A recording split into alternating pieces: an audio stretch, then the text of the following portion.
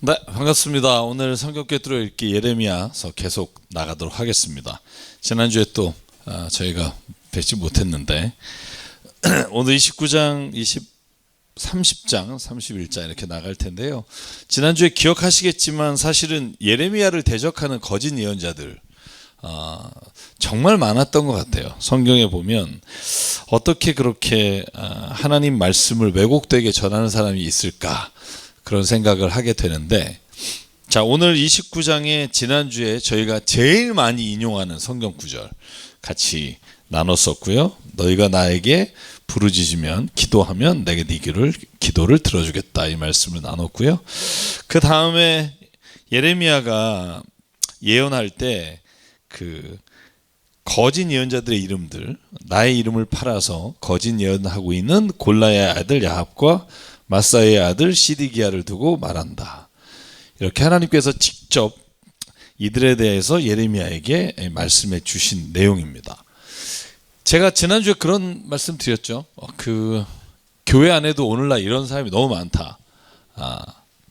거짓 예언, 거짓 설교를 하는 사람들이 꽤 많다, 이 얘기를 제가 드릴 수밖에 없는 게, 제가 어제도 지난주에도 계속 그 성도님들 만나서 이렇게 상담할 일이 있었는데, 우리 교회 아닌 분들 만나서 이야기를 나누다 보면 이게 맞아요? 라고 물어보는데 안 맞아요.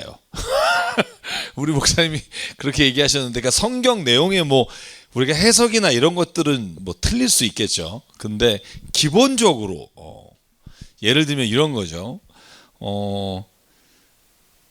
저한테 질문한 내용들은 그런 거였어요. 헌금을 안 하면, 혹은 하나님 앞에 제물을 드리지 않으면 기도를 응답 안 해주신다. 그래서 기도 받을 땐 꼭 그 봉투를 내야 된다, 뭐 이런 이야기를 하시는 경우가 있는데, 요즘도 그런 경우가 있나 봐요. 그래서 제가 그런 얘기 했어요. 봉투를 안 내도 전혀 상관없다. 그건 마음의 문제지, 응답이 봉투를 내면 응답받고 봉투를 안 내면 응답받지 못한다라는 생각을 갖는 건 기본적으로 잘못된 가르침이다. 근데 사실 그렇게 듣고 나면 여러분 누가 안 하고 싶겠어요? 왜냐하면 복을 못 받는다는데. 그런데 성경에 그런 말이 없단 말이에요. 그러니까 물론 제물을 드리는 것과 헌금을 드리는 게 다른 겁니다. 왜냐하면 제물을 드린다는 건, 예를 들면 내 죄를 하나님께서 용서해 주실 때 제물에게 안수해서 제물의 각을 떠서 저희가 번제를 드리잖아요. 화목제를 드리고 속죄제, 속건제를 드리는데, 왜 그때는 제물을 드리는 것과 우리가 지금 예배 드리는 것의 차이가 뭐냐면, 예전에는 짐승이 대신 내 죄를 대속해서 올라갔지만 지금은 내가 예배를 드리는 거 가고 내가 제물이 되는 거예요.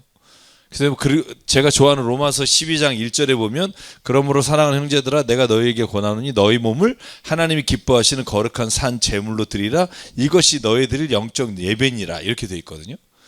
그러니까 내가 이제 제물이 되는 거고, 근데 사실은 내가 제물로 내 마음이 올라가면 예수께서 내 죄를 대신 사하기 위해 십자가에 죽으셨다. 이게 사실 우리가 믿는 믿음이란 말이에요. 그래서 지금은 내가 제물이 되기 때문에 예전에 구약처럼 제사를 드릴 때 제물을 드리는 것처럼 헌금을 제물이라고 말하지만, 사실은 엄격한 의미에서 그 둘은 다른 겁니다. 그래서 헌금은 제가 늘 말하죠. 헌금은 우리가 교회에서 주님의 일을 할 때 필요한 제물이에요. 필요한 예물이에요. 그래서 우리가 선한 일을 하기 위해, 주님의 교회를 세우기 위해 그 헌금을 통해 우리가 세상에 어려운 사람을 돕고 주님의 교회를 세우는 일을 하는 거지, 헌금을 안 하면 복을 못 받고 뭐 벌을 받는다, 이런 식의 이제 말씀을 잘못 알면 안 된다. 이 당시에 제가 거짓 예언자들이 한 게 뭐라 그랬죠? 예레미야가 사람 듣기 좋은 말을 하는 거죠. 평안하다, 절대로 너네 안 망한다, 바벨론이 안 쳐들어온다, 걱정하지 말, 하나님이 지켜준다. 근데 예레미야는 뭐예요? 너의 말을 듣지 않으면 하나님은 벌을 내리실 거다. 근데 거짓 예언자들은 뭐예요? 야, 저놈이 지금 우리 나라가 망한다고 한다, 저놈을 죽여라, 이런 거잖아요. 그래서 오늘은 이제 스마야라고 하는 거짓 예언자에 대한 이야기예요. 스마야. 스마야가 스바냐라고 하는 사람에게 편지를 써요. 스바냐 제사장님 이런 거죠. 주께서 여호와다 제사장을 대신해서 제사장님을 세우셨습니다. 막 이렇게 아부를 떨어요. 당신은 대단한 분이십니다. 그런데 제사장님 왜 예레미야가 거짓말을 하는데 책망하지 않으십니까? 이렇게 말합니다. 왜냐하면 듣기 싫은 말을 하니까. 그래서 스마야라고 하는 사람이 예레미야를 처단하라고 편지를 씁니다만, 그러나 하나님이 어떻게 하죠? 하나님께서 오히려 이 스마야에게 벌을 내리셔서 자손들 중에 다시는, 제가 이제 그 읽으면 좀 끔찍한 말입니다만은, 내가 너 같은 예언자를 보낸 적이 없다. 그리고 거짓 예언을 말하였다. 그러므로 말한다. 스마야가 그들에게 나주를 거역하게 하는 말을 하였으니 그는 자손을 못 볼 것이고 이 백성과 함께 어울려 살 자손이 없을 것이다. 그리고 그가 이제 그런 자손의 복을 누리지 못한다라는 걸로 이제 예레미야 29장이 끝나요. 그래서 제가 늘 말씀드리죠. 안타깝지만 예언할 때는 결과를 모른다. 누가 진짜인지 가짜인지를 알 수가 없다. 안타까운 거죠. 영적 분별을 하는 사람이다라고 말해도 사실은 그게 어려울 때가 있어요. 그래서 오늘날에도 이 거짓 예언자들이 많다. 기준이 하나인 것 같아요. 그러니까 내가 예언 혹은 목회를 함으로 인해 내가 돈을 벌 목적이나 어떤 재산상의 어떤 목적을 둔다. 반드시 거짓말 할 수밖에 없죠. 그래서 저는 제일 중요한 게 어떤 목회든지 아니면 주님의 일을 할 때 제일 우선시 되는 게 뭔가를 봐야 된다고 생각해요. 제가 저번에도 그런 말씀 드렸지만 세상에 사업을 해도 주님의 뜻에 따라 하는 사람이 있고 교회 목회를 해도 사탄의 뜻을 따라 하는 사람이 있다.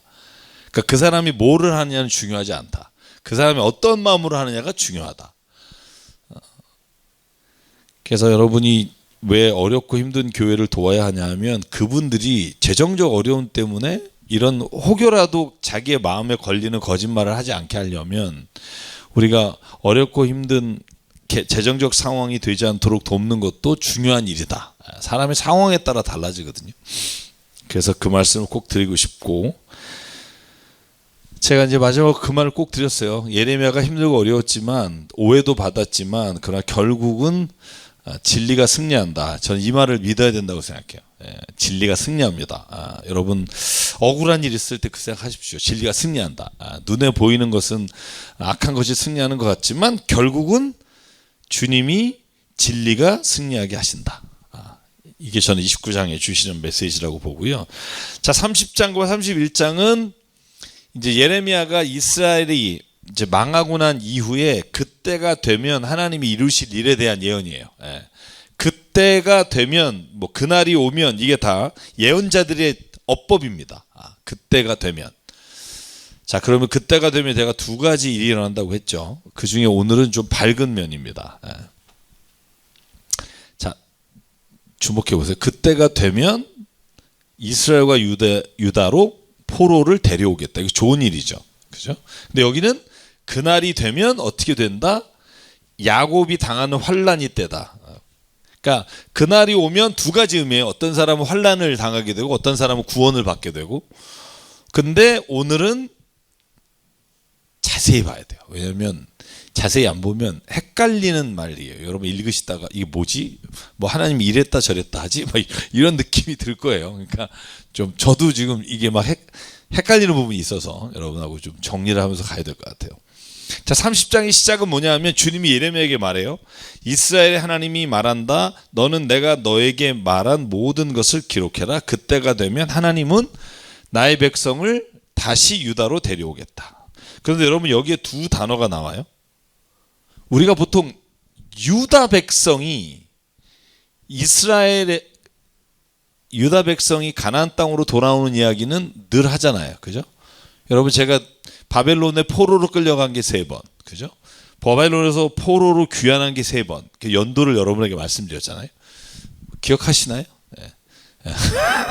BC 605년, BC 597년, 586년에 예루살렘이 멸망해요. 자, 세 번에 걸쳐서 느부갓네살 왕이 데려간단 말이죠. 근데 세 번에 걸쳐서 돌아와요. 맨 처음에 스룹바벨이 돌아오는 게 538년. 그때 성전을 회복하게 돼요. 그리고 느헤미야가 돌아오고 그 전에 에스라가 돌아오는 게 457년, 444년.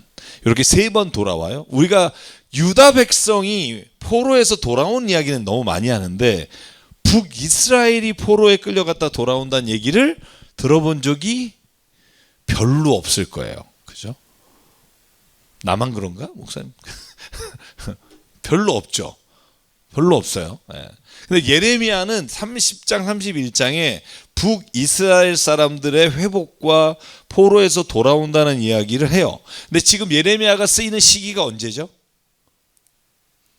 어제 일도 기억이 안 나는데 오늘 그죠? 돌아온 이 기록된 게 언제냐면 예루살렘 성이 멸망할 때예요. 그래서 여러분 예레미야 애가가 멸망하는 성을 보면서 울면서 쓴 편지잖아요. 아 슬프다. 이 반복되는 5번의 5장의 이야기인데, 자 예레미야가 예루살렘 성전이 무너지는 BC 586년의 이야기를 쓰고 있는데, 그런데 그때 북이스라엘은 이미 멸망했잖아요. 없었단 말이에요. BC 722년에 멸망하니까. 그러니까 150년에 멸망한 북이스라엘 사람들의 회복을 예레미야가 얘기를 해요. 그런데 놀라운 얘기를 합니다. 이따가 보면 이게 진짜 맞아? 이런 이야기를 하는데, 그러니까 오늘 예레미야가 북이스라엘과 남유다의 멸망만이 아니라 북이스라엘의 회복에 대해서 길게 이야기합니다. 그래서 그 이야기도 볼 텐데, 어쨌든 하나님께서 회복시켜서 돌아오게 할 거고 그들의 땅을 다시 차지하게 할 거다. 자, 그래서 이 말씀을 주님께서 이스라엘은 북이스라엘입니다. 남유다를 두고 일러주신 말씀입니다. 이렇게 시작을 해요.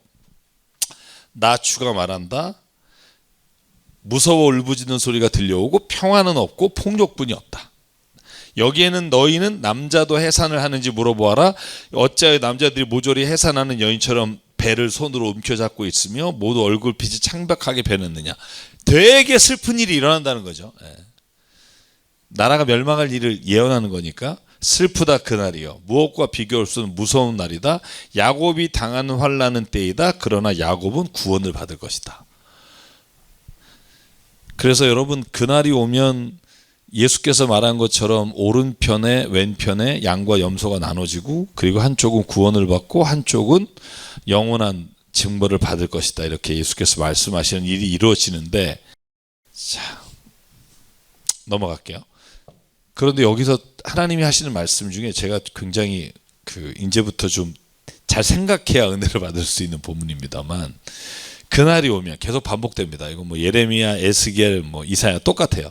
그날이 오면 내가 그의 목에서 멍에를 꺾고 그의 사슬을 끊어서 이방 사람들이 그를 더 이상 종으로 부리지 못하게 하겠다. 그리고 10절 나의 종 야곱아 너는 두려워하지 마라. 이스라엘아 너는 무서워하지 마라. 나의 주의 말이다.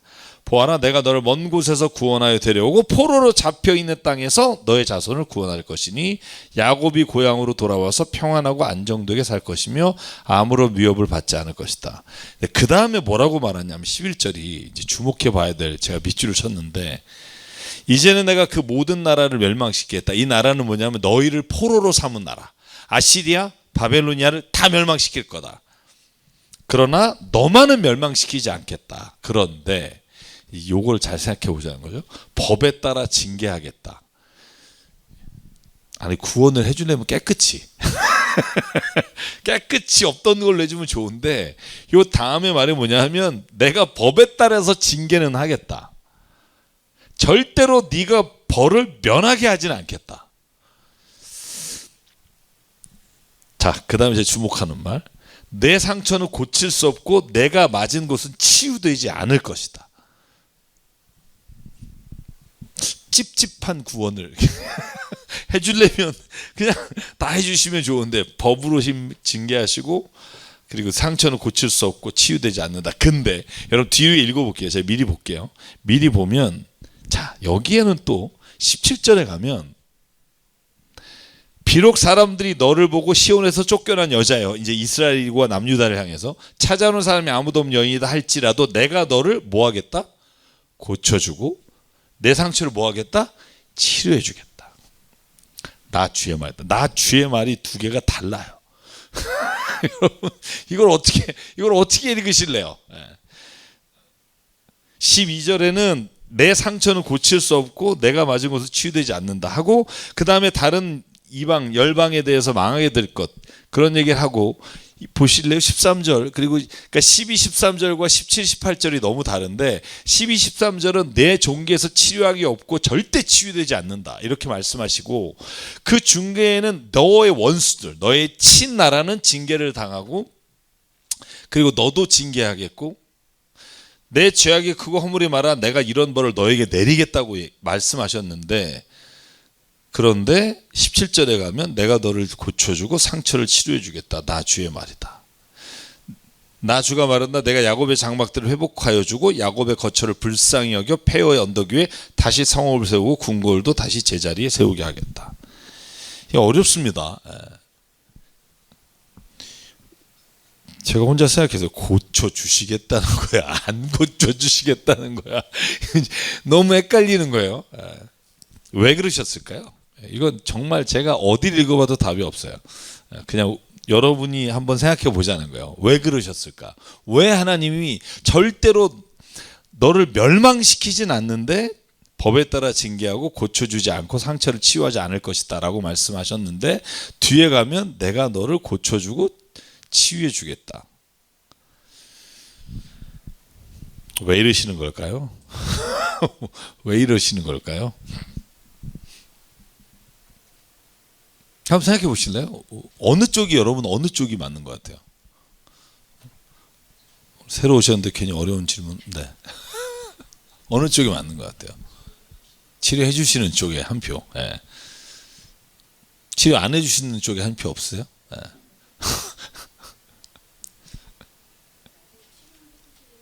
치료는 해주지만 과정에 어려움은 있다.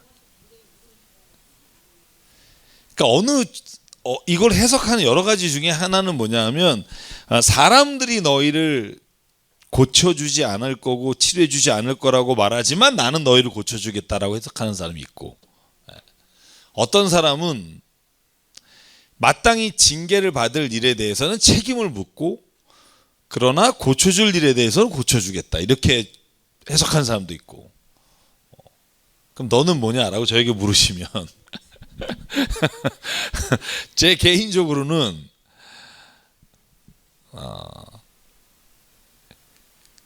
그때 다른데, 제가 이제 말했으면 그때 다른데 최종은 하나님은 치료해 주신다 쪽입니다. 그러니까 우리가 중간의 과정에 말씀하신 대로 내 상처는 고쳐서 없고, 심지어 여러분 절대로란 말이 여기 있잖아요. 절대로 치유되지 않는다. 그래서 이 말을 좀 복합적으로 생각해 볼 필요가 있겠다라는 생각을 해요. 무슨 말일까? 여러분, 제가 그런 얘기는 드렸죠. 하나님이 죄를 용서하시는데 죄의 결과와 대가는 내가 책임져야 될 때가 있다. 왜냐하면 내가 예를 들어서 우리 혼외 자식 있는 분 많잖아요. 예를 들어서 그거에 대해서 하나님한테 회개했어. 그럼 용서해 주시죠. 내가 잘못했습니다. 근데 자식은 키워야죠. 이걸 외면하면 이건 내 책임을 다하지 않는 거예요. 그러니까 죄에 대해서는 하나님이 너의 죄를 없다해 주시고 용서해 주시고 우리로 하여금 구원의 길을 열어주시지만, 죄로 인한 결과를 내가 책임져야 되는 일들은 있어요. 이걸 하나님을 원망하면 안 돼요. 이건 내가 뿌린 것에 대해서 내가 책임져야 되는 거예요. 근데 다만 이걸 이제 내가 믿음 안에서 진정으로 거듭나면 이 죄에 대한 대가나 결과도 내가 기쁨으로 할 수 있는 거죠. 왜냐하면 이제는 주님 안에서 올바른 길이 뭔지 알았기 때문에. 그래서 저는 그런 의미에서 죄는 하나님이 용서해 주시지만 내가 지은 죄에 대한 결과로 인해 오는 어려움과 고통은 내 몫이 될 때가 있다. 이것까지 하나님께 원망하는 건 내가 내 죄를 하나님께 전가하는 게 된다. 근데 여기에서는 이런 거잖아요. 여러분, 예레미야가 지금 뭐라 그래요? 앞에 회개하라고 그러잖아요. 지금 지겹게 지금 30장까지 딱 하나요. 회개하고 돌아오면 너희는 멸망하지 않을 것이고 회개하지 않으면 너희는 멸망할 것이다. 그렇게 말하니까 거짓 예언자들은 왜 재수없게 자꾸 멸망한다 그러니 하나님이 우리 지켜주시는데 우리 오른손이 돼주시는데 너 재수없어 얘를 죽여라 이렇게 되는 게 거짓 예언자인데 예레미야는 끝까지 고수하잖아요. 회개하지 않으면 망한다. 망했잖아요. 그러니까 예레미야 애가에서 우는 거죠. 슬프다. 이 도성이요. 뭐 이렇게 우는데 자 보십시오. 그러면 예레미야가 회개하라고 마지막까지 했을 때 회개하지 않아요. 그래서 멸망당해요. 여러분 예레미야서나 뭐 이사야서를 보면 길거리에 외치는 자의 소리가 있어서 너희가 회개하라라고 길거리 하나님 뭐라 그래요? 호세아서에 길에서 만약에 회개하는 사람 한 사람만 있으면 내가 여기 이 성을 멸하지 않겠다. 없어요. 소돔과 고모라도 의인이 10명이 없어서 멸망하고. 그래서 저는 하나님이 진짜 말하려고 하는 건 17절이라고 생각해요. 내가 너에게 원하는 내가 해주고 싶은 건 너희를 고쳐주고 네 상처를 치료해 주겠다. 이게 나 주의 말이다. 성읍을 다시 세우고 장막도 회복시켜주고 다 제자리로 돌려보내주겠다. 이게 하나님이 마음이다. 제가 이번 주 설교가 하나님의 마음이에요. 제가 하나님의 마음을 좀 알아보려고 지금 몇 주 동안 지금 성경을 읽고 있는데 너무 제가 하나님 마음을 이렇게 깊이 깨달아 가고 있는 것 같아요. 저도 설교 준비하면서 하나님의 마음은 여기에 있어요. 확실해요. 왜냐하면 여러분 요나서를 읽어보면 아직 진짜 구원받지 못한 12만 명이 있지 않니? 그래서 내가 그들을 멸하지 않았다라고 하나님 말씀하시는 거 보면 명확한데 그러면 이 앞에 나오는 이야기는 뭘까 하는 거죠. 멸망시키진 않겠지만 징계하겠고 상처는 고칠 수 없고 치유되지 않는다. 제가 보는 견지는 그런 겁니다. 하나님은 고쳐주시고 상처를 치유하세요. 근데 내가 그거를 내 스스로 받아들이지 못하는 사람이 있어요. 저는 이거를 어떻게 표현하고 싶냐 하면 하나님이 구원을 해주시고 하나님이 고쳐주시는데도 내가 그것을 누리지 못하는 사람들이 있어요. 그러니까 어떤 사람이냐면 진정한 회개를 하지 못한 사람이라고 생각해요. 그러니까 여러분 뭐 우리가 비근한 예를 들어야 좀 설명이 가능하니까 자녀가 뭘 잘못했어요. 그래서 혼냈어요. 하나님이 그러는 거잖아요. 혼내셨어요. 막. 예를 들면 학비를 안 대줘. 네가 알아서 벌어 다녀. 그래서 뭐 혼냈어. 근데 얘가 너무 상처가 컸어요. 그래서 엄마가 이런 사람인지 몰랐다. 그랬는데 생각해 보니 이 자식이 너무 힘들고 아플 것 같아서 다시 그 자녀에게 내가 이제 엄마가 다 책임질게. 안 믿어. 이런 거죠. 그러니까 뭐 됐어. 내가 이제 알아서 할게. 그죠? 그래서 저는 하나님하고의 관계에서도 우리가 그런 경우가 많다는 거예요. 그러니까 예를 들면 하나님께서는 궁극적으로 어떤 분이시다라는 믿음이 없으면 우리가 보여지는 것에 의해서 하나님을 자꾸 오해하게 되는 거예요. 만약에 얘가 예를 들어서 내가 기도한 대로 응답이 되지 않아. 그것도 한두 번이 아니라 여러 번 그래? 그러면 하나님은 진짜 나에 대해서 관심이 없구나. 근데 하나님의 입장에서는 이 자식이 돌이키기 원하는 게 있을 수 있다는 거예요. 나는 모르지만. 그래서 하나님은 나에게 그렇게 행한단 말이에요. 그렇게 행하셨는데 나는 그걸 오해하는 거죠. 하나님은 나를 고칠 마음이 없으시다. 나를 도와주실 마음이 없으시다. 이 마음을 닫아요. 저는 그게 가룟 유다라고 생각해요. 사울이라고 생각해요. 그러니까 자살하잖아요, 둘 다 말하자면. 근데 왜 그랬을까? 저는 베드로나 가룟 유다나 비슷하다고 봐요. 가룟 유다는 돈 받고 팔았고 베드로는 욕하고 넘겼고, 나 모른다, 뭐 저주하며. 근데 결국 베드로는 뭐냐면 하나님의 그 예수께서 하신 말씀을 믿은 거예요. 네가 닭이 울 때, 새보 울 때 네가 나를 배반할 거다. 그 말씀이 기억나서 울고 회개하고 돌아온단 말이죠. 근데 가룟 유다는 자기가 팔았어. 그리고 그걸로 인해 예수가 팔아 넘겨지는 걸 보면서 자살을 한단 말이에요. 그러니까 예수님이 그렇게 오랫동안 얘기한 게 뭐냐면 하나님 너를 사랑하시고 너를 창조하신 하나님께서 너를 도와주시고 너를 궁극적으로 용서해 주신다라는 말을 끊임없이 했지만 가룟 유다의 마음에 그거에 대한 믿음이 없었던 거예요. 그러니까 저는 전적으로 믿으려면 하나님을 전적으로 믿든지 반만 걸치면 나만 힘들다. 제가 늘 그 생각을 해요.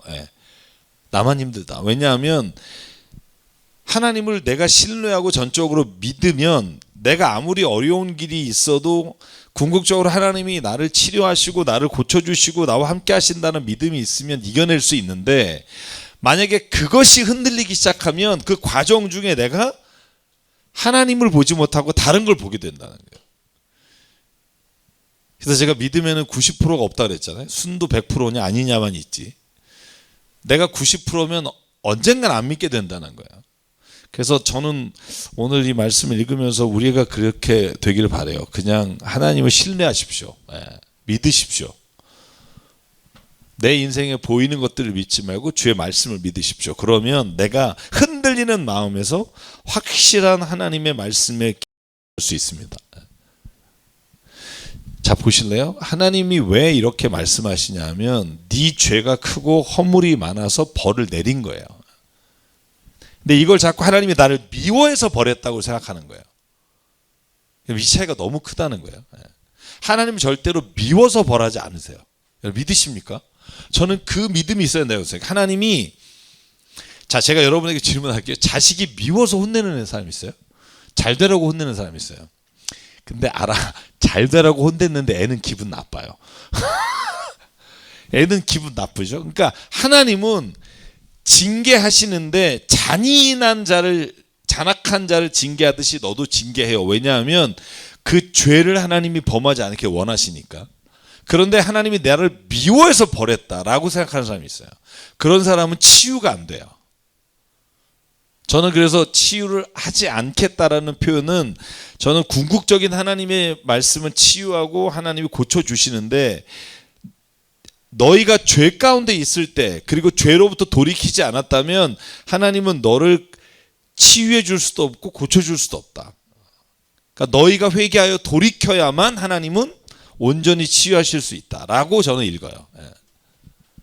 근데 그 회개가 뭐냐, 저는 그거라고 생각해요. 하나님이 나를 미워서 벌 주신 게 아니라, 미워서 내가 어려움을 당하는 게 아니라, 제가 세 가지가 있다 그랬죠. 하나는 나를 시험하고 테스트하시기 위해서 때로는 아브라함처럼 하실 때가 있고, 하나는 하나님께서 나에게 죄로 인해서 어려움을 주실 때가 있고, 또 하나는 하나님이 나에게 트라이얼, 인생을 살다 보면 누구나 당하는 어려움이 있다. 이 세 가지가, 그러나 다 하나님은 내가 미워서 벌하시는 경우는 없다. 여러분, 저는 그걸 믿어요.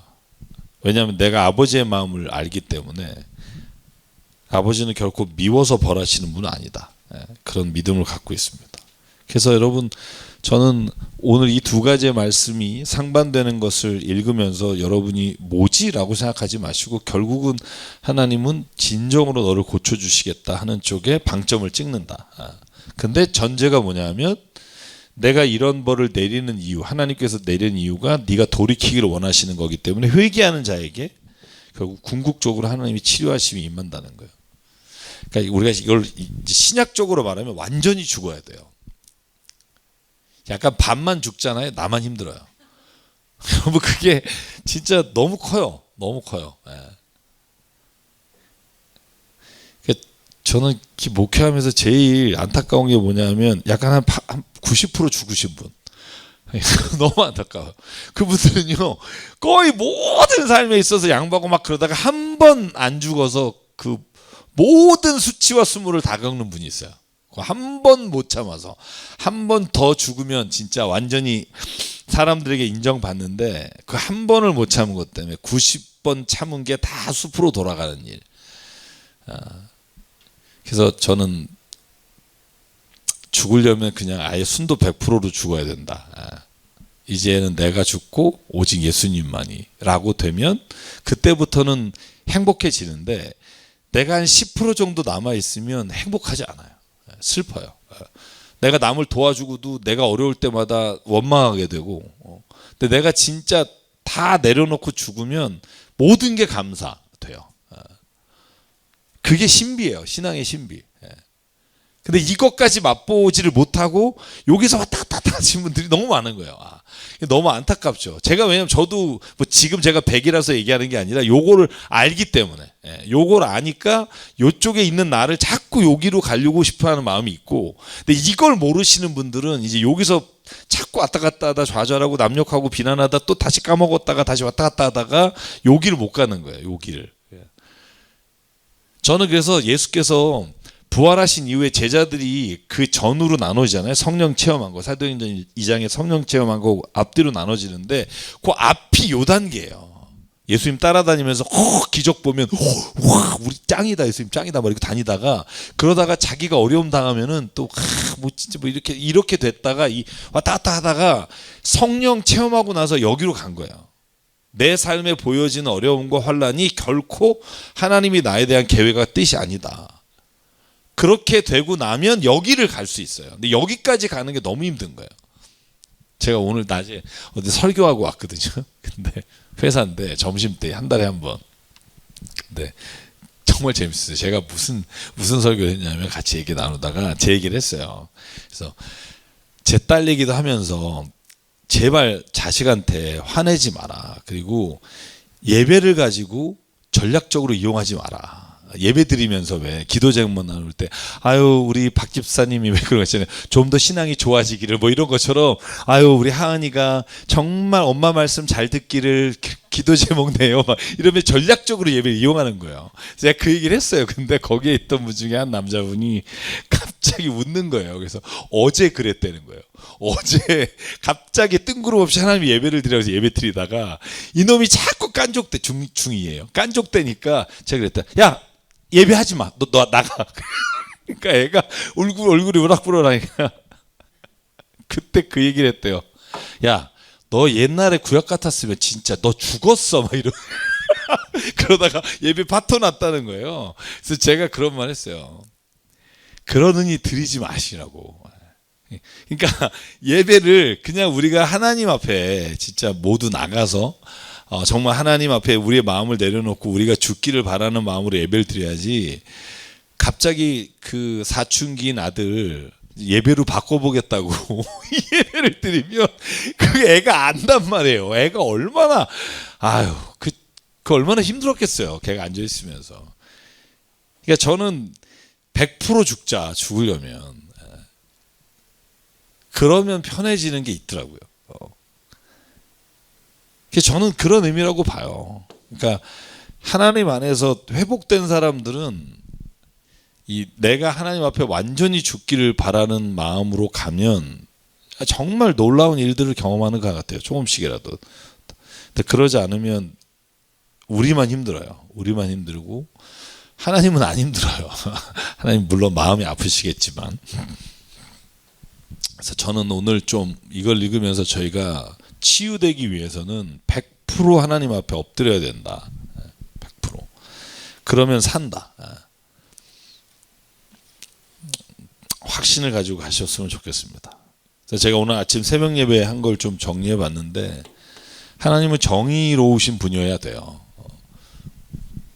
왜냐하면 난 하나님이 정의로우신 분이 아니면 사랑만 있으시다. 그 사랑이 막 무조건 죄인도 사랑하시고 다 잘했다고 하시는 사랑이면 저는 하나님을 우리가 못 믿는다고 생각해요.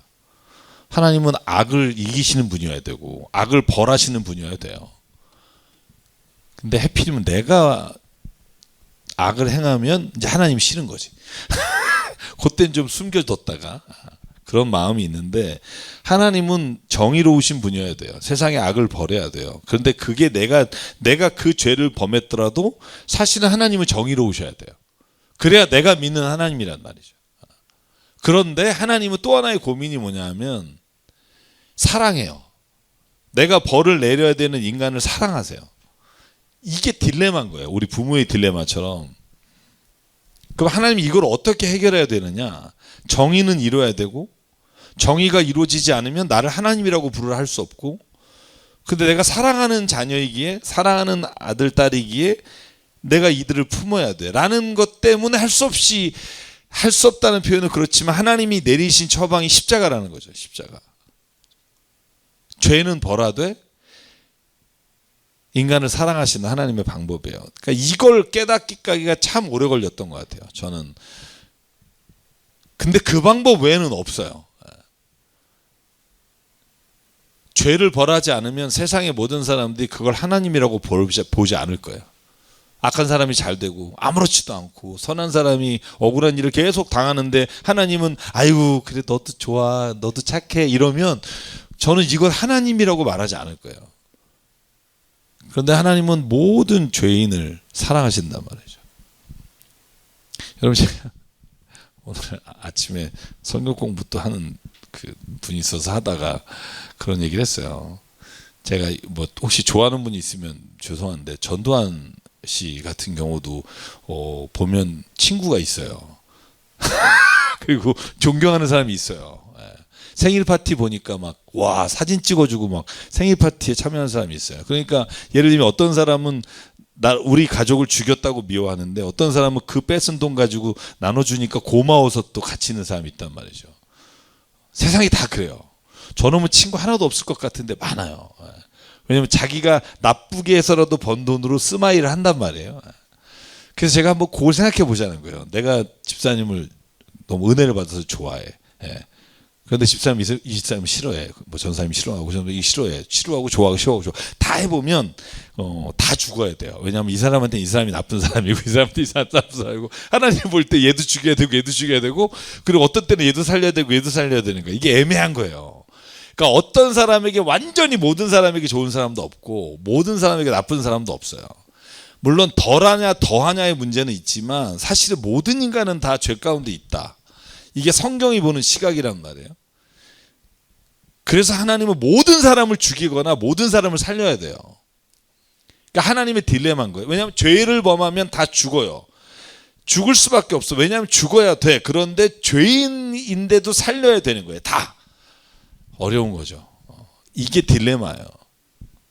그래서 하나님께서는 그걸 해결하시기 위해 친히 십자가에 죽기로 결정하시고 네가 만약에 죄를 깨달았지 그리고 내가 죽어야 될 사람이라는 걸 알았지 그러면 내게 나와.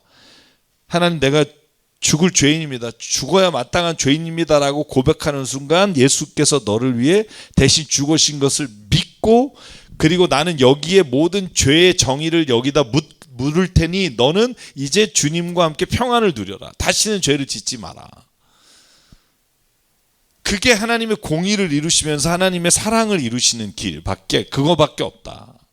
그래서 우리가 십자가를 보면 감격하는 거예요. 내가 죽어야 되는 데를 깨닫는 순간. 근데 못 깨달으면 야 저게 무슨 나를 위해 죽냐 이렇게 생각하지만 하나님의 사랑과 정의를 심각하게 생각해 보면 이 방법밖에 없어요.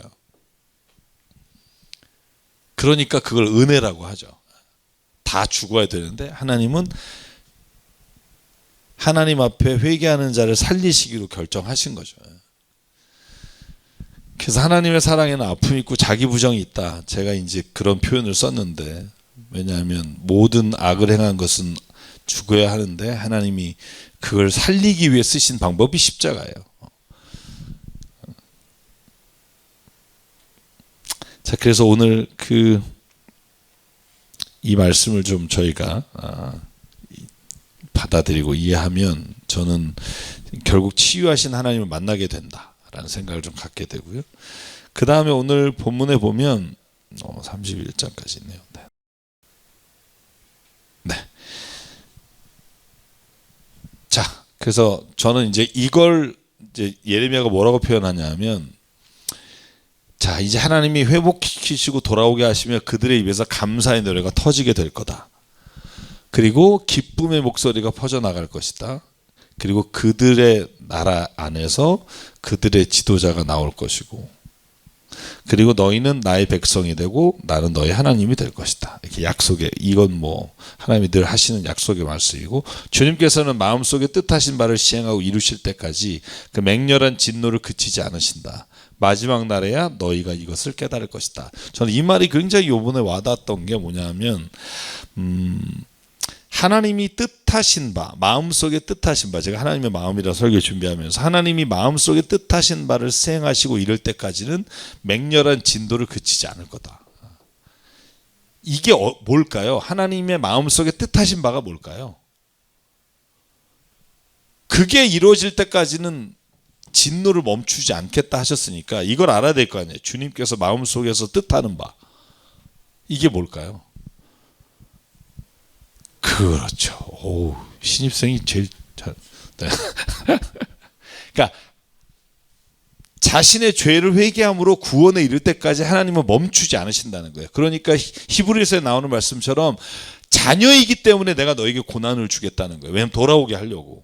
이따 뒤에 그 말이 정확히 나옵니다만, 그래서 진노를 내리시는 거는 미워서가 아니라 그 자녀가 구원받게 하시려고 하는 것이다 라는 것을 성경에서 예레미야가 마지막에 30장에 얘기합니다. 그래서 이건 너희가 중간에 고난 중에 있을 때는 못 깨달을 거야. 근데 마지막 날에는 너희가 이걸 깨닫게 될 거다. 마지막 날에는 하나님이 이렇게 날 사랑하셨구나 라고 고백하게 될 거다. 저는 그날을 믿습니다. 그날이 오게 될 거라고 믿고 하나님은 뜻하신 바를 이루시기 위해 지금도 일하고 계시다. 자, 그리고 이제 앞에서 말한 이제 북이스라엘과 남유다의 그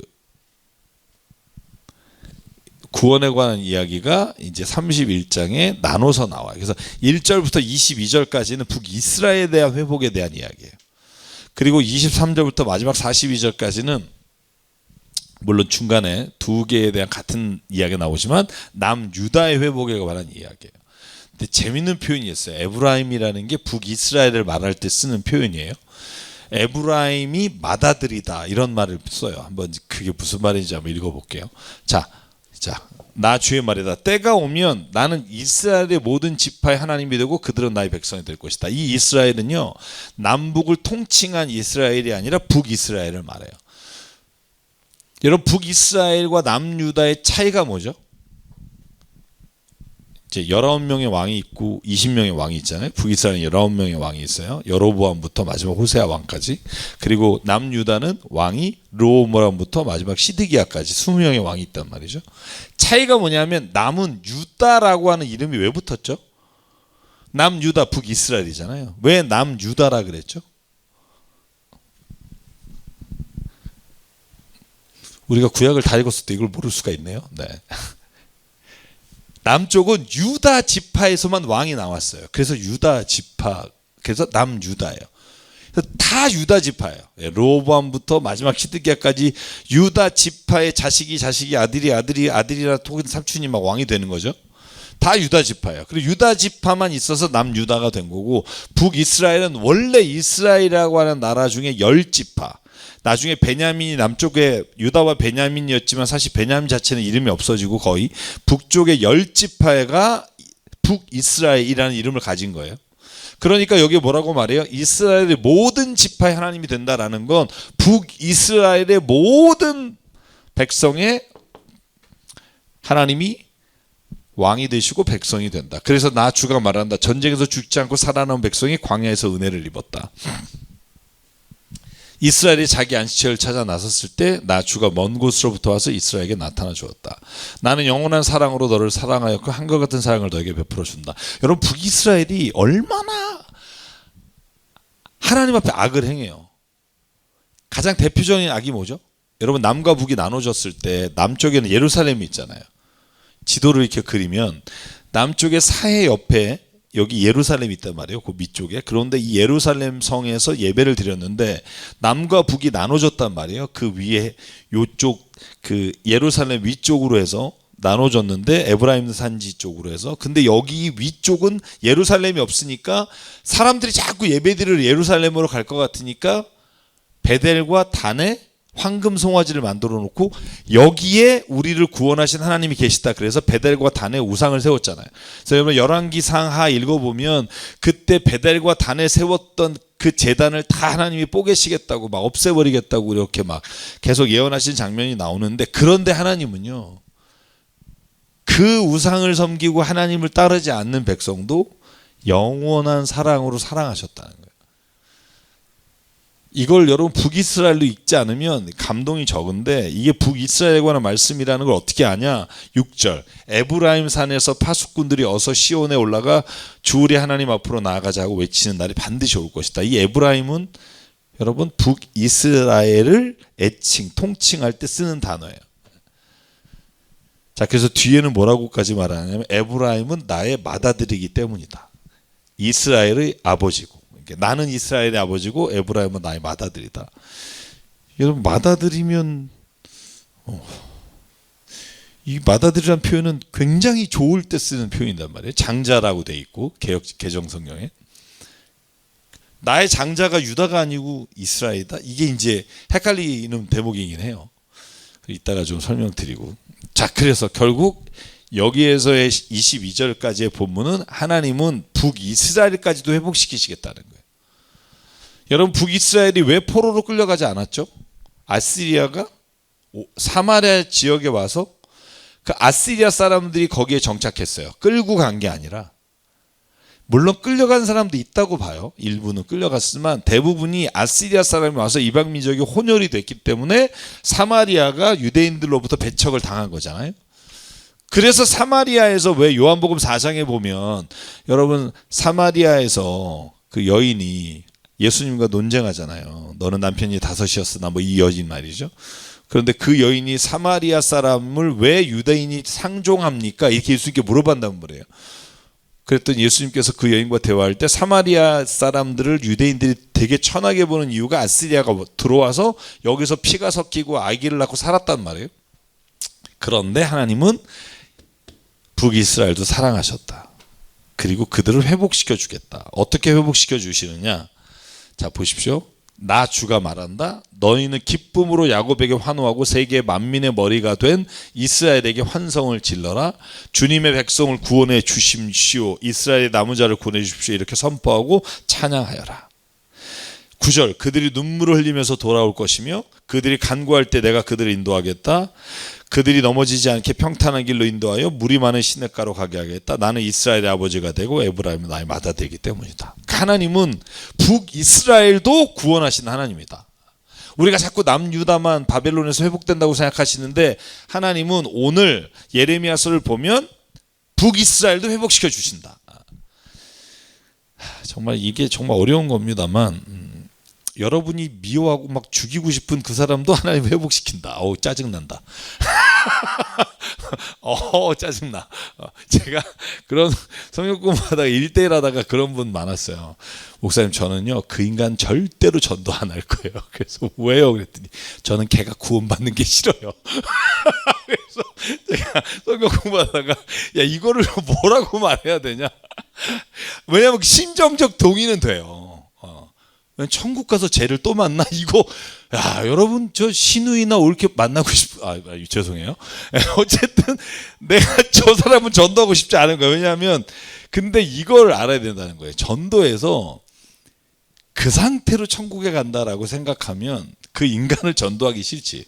그런데 진짜 전도라는 건 그 사람을 교회 나오게 하는 게 아니에요. 거듭나게 하는 거예요.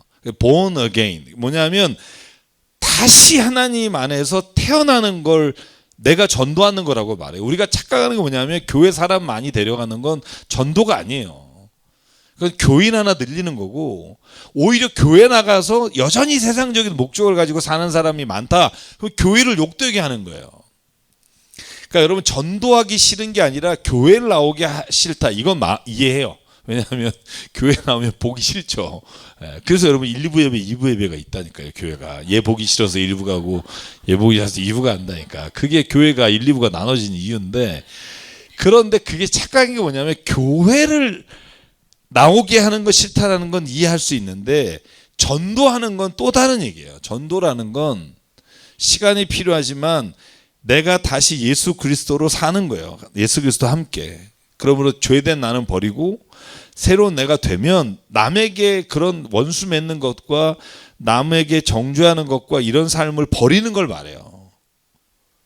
근데 여전히 그러고 내가 교회를 다닌다? 이건 내 자신이 지금 거듭나지 않은 거예요. 그래서 저는 거듭난 사람이 어떤 사람이냐? 아까 말한 게 또 반복인데 내가 죽는 사람이에요. 여러분 저도 제가 안 죽이니까 힘들었었어요. 진짜 힘들더라고요. 내가 저런 인간하고 같이 왜 맞대고 있지 뭐 이런 생각부터. 근데 내가 어느 날 하나님이 보여주신 게 너는 더 더럽다 이거였어요. 너는 진짜 더 더럽고 추악하고 정말 제가 이런 말 너무 싫어했거든요. 난 누가 저한테 죄인이라는 것도 약간 싫었지만 쓰레기라는 말 정말 싫어했어요. 우린 쓰레기입니다. 그러면 설교 들으면서도 약간 반감이 확 올라왔어요. 왜냐면 내가 왜 쓰레기냐. 그래도 나는 좀 괜찮다 이런 생각을 했는데 어느 날 정말 뭐 재활용이 안 되는 쓰레기라는 걸 알게 됐어요. 재활용이 정말 안 되는 쓰레기. 제가 그걸 진짜 하나님이 정말 보여주신 것 같아요. 저는 이렇게 가끔 그렇다고 해서 제가 뭐 다른 사람이 뭐 이럴 때 저 사람도 사랑한다 이렇게 바로는 안 되지만 그건 알아요.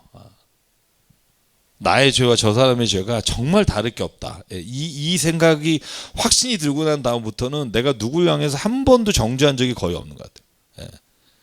왜냐하면 그거 자체가 안 나오는 거예요. 왜냐하면 내가 그 사람보다 난 게 진짜 하나도 없으니까.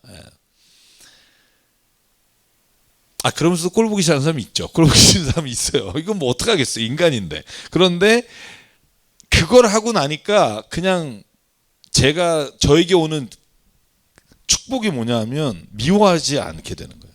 남을 미워하는 마음은 없어요.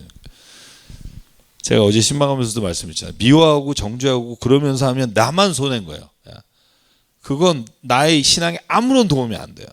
이미 일어난 일은 일어났고 그러면 내가 이 일을 어떻게 하나님 안에서 볼 건지를 결정해야 되는데 그게 믿음의 눈이 필요한 거죠. 하나님 북이스라엘도 구원하시는 분이고 그리고 더 나가 보면 자 이게 이제 맏아들이란 하나님의 족보의 의미가 아니에요. 그러니까 여러분 성경에 나오는 맏아들이다. 여러분 성경 보실래요? 맏아들이 받은 축복이 있어요. 성경에 맏아들 중에 축복받은 애 있으면 나와보라 그래요. 하면 있나요? 내가 혹시 잘못 알고 있나? 있나요? 여기 보실래요? 야곱의 12아들 중에 맏아들 아무것도 유다 네 번째 아들이 지금 유다의 뭐 2세의 싹에서 나와서 예수님 나오는 족보도 맏아들이 아니에요. 맏아들이 뭐가 에서와 야곱 그랬어. 야곱이 뺏었어 맏아들. 그러면 생각해 보시면 에서가 맏아들이었을 때 받은 축복이 뭐고 야곱이 맏아들이어서 받은 축복이 뭐예요? 없어요. 아니 야곱이 뺏었어. 뺏는 다음에 무슨 축복을 받았어요? 에서가 더 12자손이 그 당시에는 정말 큰 축복을 받았고 여러분 야곱은 뺑뺑이 20년 동안 돌다가 고향으로 20년 만에 돌아온 것밖에 없고요. 또 누구 얘기하고 싶으세요? 뭐 큰아들, 맏아들, 에브라임과 므낫세 뭐 손을 뒤집어서 했잖아요. 그래서 에브라임이 얻은 게 뭔데? 내가 물어 아니 에브라임이 성경에서 얻은 축복이 뭐예요? 진짜 웃기잖아요. 요셉 11번째 아들이에요. 요셉이 너는 뭐 이게 가지가 뻗어나가 뭐 저는 그래서 요번에 예레미야를 읽으면서 제가 이 말씀을 묵상하면서 느낀 게 뭐냐면 하나님께 맏아들이란 말은 축복을 내가 개개만 주겠다가 아니라 맏아들이라는 게 강조의 의미가 아닐까. 너는 내 맏아들이다. 너는 내 아들이다. 이런 게 하나님께서 그 자식을 특별히 기억하실 것이다 라고 할 때 이게 자꾸 바뀔 수 있다는 거예요. 에브라임은 나의 맏아들이다. 야곱은 나의 맏아들이다. 혹은 이런 표현들이 있을 수 있는데 전 성경의 장자라고 해서 축복받은 다윗이 장자인가요? 아니요. 8번째예요. 장자 중에 뭐 된 사람이 있나요? 내가 뭐 잘못 알고 있나? 아니 제 기억이 안 나서 진짜. 제가 아무리 생각해도 떠오르지가 않는 거예요. 아브라함이 장자였나? 뭐 우리가 잘 몰라요. 왜냐하면 세 형제가 있었는데 테라의 자식이 셋이잖아요. 하란이 있고 그 다음에 아브라함이 있고 또 하나가 있는데 사실은 장자가 아니었던 걸로 알고 있어요. 둘째였다 뭐 이런 얘기도 있고 거기엔 나오지 않아요. 몇 번째다. 그래서 저는 맏아들이란 말은 의미는 하나님이 사람을 차별하신다는 의미로 쓴 게 아니라 강조의 의미가 아닐까? 그래서 에브라임아 너는 맏아들이다. 나는 너의 아버지가 되고 성경에 내가 너의 아버지가 된다는 말이 극히 덕습니다. 한번 찾아보세요. 없어요. 거의 없어요. 그런데 에브라임에게 내가 너의 아버지가 되고 이게 이 말을 쓴단 말이에요. 이스라엘은 아버지가 되고 내가 에브라임 나의 맏아들이 된다. 너는 내 아들이라 오늘날 내가 나왔다. 시편에 나오는 거 외에 이런 표현이 많이 안 씁니다. 그런데 특별히 에브라임을 향해 북이스라엘을 향해 쓰셨다는 게 놀랍고 그래서 내가 너희에게 뭘 해주려고 하느냐? 슬픔을 기쁨으로 바꿀 거다. 속량해서 이 땅에 돌아와서 처녀가 춤을 추고 기뻐하고 그리고 그들을 외로해주고 근심에서 벗어나 기뻐할 것이다. 울음소리도 그칠 것이고 네 눈에서 눈물도 거두겠다. 이게 하나님 우리에게 베푸실 일이라는 거예요. 근데 제가 여기 질문, 슬픈 일이 없어질까요? 여러분 예수님 믿으면 슬픈 일이 없어지나요? 아니요. 슬픈 일이 없어지지 않습니다. 그러면 눈물 흘릴 일이 없어졌나요? 아니요. 눈물 흘릴 일도 여전히 있습니다. 그러면 슬픔을 기쁨으로 바꾸고 눈물도 거둬주시겠다라는 말은 무슨 의미입니까? 저는 이 말을 이렇게 이해해요. 더 이상 내게 있는 그 슬픔이 슬픔으로 끝나지 않는다. 하나님은 그걸 기쁨으로 볼 수 있는 눈을 주신다. 예전에는 이게 너무 슬퍼서 괴롭고 절망이었는데 이게 슬픈 건 아는데 슬픔이 더 이상 절망으로 끝나지 않고 너에게는 기쁨으로 바꾸는 은혜를 주신다. 제가 저번에 그런 얘기 했잖아요. 상황이 바뀌지 않지만 내 마음이 바뀌면 모든 상황은 다 하나님의 역사가 되는데 거기에 가장 필요한 게 우리가 감사하는 거다 말씀을 드렸잖아요. 감사하면 저희 딸 제가 뭐 데려갔다가 얘기했잖아요. 뭐 타면서 짜증내면 나도 확 짜증나는데 타면서 고마워 그러면 나는 제주도까지 운전할 마음이 있다. 제가 얘기 드렸잖아요. 그게 뭐냐 하면 슬픈 일은 그대로인데 그리스도인이 되고 나면 그 일조차도 기쁨으로 바꿀 수 있게 되는 능력이 생기는 거예요. 우리 가족이. 예전에는 그거 가지고 서로 비난하고 막 너가 이걸 잘했으면 이게 안 일어났는데 그랬는데 슬픈 일이 일어나도 내가 미안해. 내가 좀 잘했으면 괜찮은데. 근데 그렇게 서로 얘기하면 거기가 기쁨이 되는 거예요. 저는 이게 기적이라고 생각해요. 막 슬픈 일이 안 일어나는 거 기적 세상에 살면서 그런 일은 없어요. 우리가 인간의 육신의 몸을 담고 있는 한 어려움은 와요. 어려움이 없는 사람은 없어요. 그러나 내가 믿음 안에서 거듭난 자의 삶이 일어나면 이제 슬픔이 더 이상 슬픔으로 끝나지 않고 기쁨이 돼요. 그걸 오늘 하나님이 말씀해 주시지. 울음소리도 그치게 돼요. 왜? 이제 한탄해봤자 되는 게 없고 하나님에 대한 기대와 소망이 있기 때문에.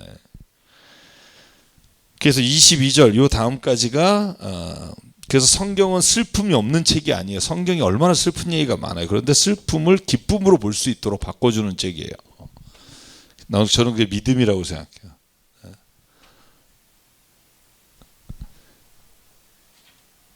자, 여기까지만 할게요. 네. 그래서 하나님 우리에게 요구하시는 게 뭐냐면 사람이 참 어리석은 게 뭐냐면 하나님을 처음으로 그냥 받아들이는 사람은 거의 없는 것 같아요. 이 말이 무슨 말이냐면 인생에서 어려움을 당하고 하나님 없이 살다가 가슴을 치며 잘못을 깨닫고 뉘우치면 그래서 젊은 시절에 허물 때문에 수치와 수모를 겪고 그리고 나서 하나님 앞에 돌아오는 사람. 그래서 제가 여기에 제목을 수치와 수모를 지나 회개로 나가는 사람에게 은혜가 와요. 그래서 여러분 제가 자녀를 보면서 너무 자녀가 바른 길로 옳은 길로 걸어가고 있다고 착각하지 마시라고 생각해요. 그 자식도 이 길을 다 거쳐야 하나님을 만나요. 그 전에 교회 다닌 거 별 의미 없다고 생각해요. 의미 없다는 게 뭐 교회 다니지 마라 그런 게 아니라 그거 가지고 신앙이 있다라고 보면 안 돼요. 엄마가 가라 그래서 가는 거 가지고 참 우리 딸은 신앙이 좋다. 이거 한순간에 바뀝니다. 좋은 남자만 생겨봐요. 엄마 필요 없어요. 교회에 뭐 제가 그 설교 제목 청년부에서 그랬는데 남자친구만도 못한 하나님이다. 제가 이런 이름을 붙였는데 생기면 안 나와요. 뭐 그렇게 주일학교 중고등부 열심히 하던 애가 대학 들어가서 남자친구 딱 생기면 교회를 끊어요. 무슨 담배 끊듯이 딱 끊어요. 이거를 기다려줄 수 있는 부모가 돼야 된다. 자식이 방황. 그때 뭐라고 쓰냐면 재밌어요. 이거요. 방종한 딸아, 내가 언제까지 방황하겠느냐? 주님께서 이 땅에 새 것을 창조하셨으니 그것은 곧 여자가 남자를 안는 것이다. 재밌죠? 여기서 남자와 여자는 이제 하나님과의 관계를 말한다고 보는데, 그래서 여러분 하나님은 방황하지 않는 것을 우리에게 원하는 게 아니라 방황하더라도 돌아오기를 원하신다는 거예요. 잘못을 깨달은 다음에 가슴을 치며 뉘우치는 거. 주님을 떠난 다음에 곧 뉘우친 거. 이게 중요한 거예요. 그리고 그때 하나님은 그를 받아주실 마음이 있고 그를 불쌍히 여기는 마음이 있다. 저는 그리스도인의 완성은 어디에서 이루어지는가? 다른 사람을 불쌍히 여기는 마음이 생길 때. 멀쩡해 보이거나 굉장히 부유해 보이고 부족한 게 없어 보여도 불쌍한 마음이 들 때, 이때 저는 예수의 마음이라고 생각하고, 동시에 나도 불쌍한 인간이라는 걸 알 때, 그래서 우리가 다 불쌍하다라는 걸 깨달을 때 저는 신앙에 저는 어느 목적점에 다다르고 있다라는 걸 보게 돼요. 그래서 여러분 서로 좀 불쌍히 보시기 바래요. 불쌍해라 이렇게 보시면서 하나님이 나를 새롭게 창조하시는 길로 나가는 마음, 그게 우리에게 필요하다고 보고요. 자, 오늘 조금 길어졌습니다만 오늘 여기까지 말씀 보겠습니다. 그래서 예레미야를 통해서 아직 52장까지 갈 길이 좀 멉니다만 어쨌든 끝까지 가보겠습니다. 우리 함께 하신 분 고맙고요. 오늘도 주님이 한 주간 동안 함께 하시기를 주님의 이름으로 축복합니다. 샬롬. 축복합니다. 축복합니다.